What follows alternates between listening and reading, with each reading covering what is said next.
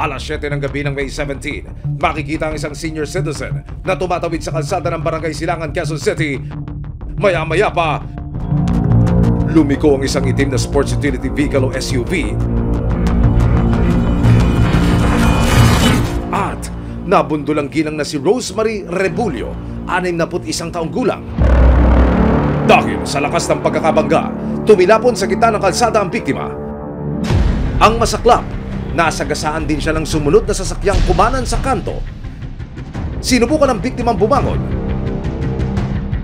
Pero hindi pa rito natapos ang kalbaryo ni Rosemary.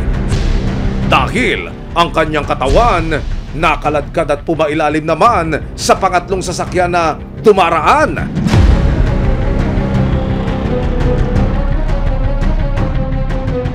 Naisugod pa sa ospital ang biktima pero idineklara na siyang dead on arrival.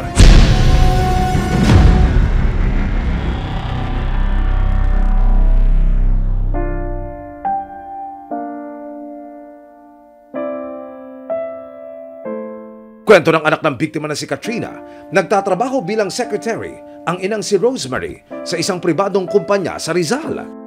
Ang setup po kasi nun, stay-in siya doon.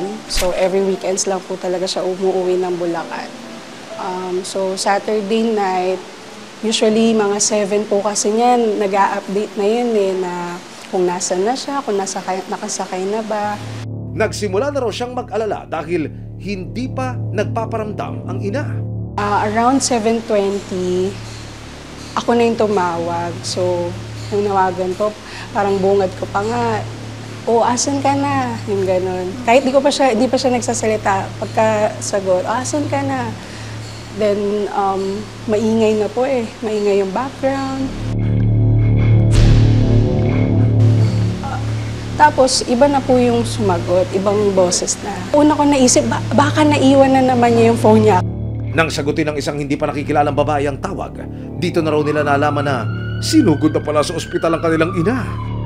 Nung sinabi kasi niya na nasagasaan, nandito kami, sinugod sa Quirino, dumiretso na po kami ng kapatid ko. Punta na po kami agad, pero hindi na po namin naabutan. Naibaba na daw po siya sa morgue. So, wala man na kami chance na kahit walang makapagpaalam. Parang that moment po kasi, ang hiling na lang namin makita, parang pasilip lang po muna kahit yung huli lang.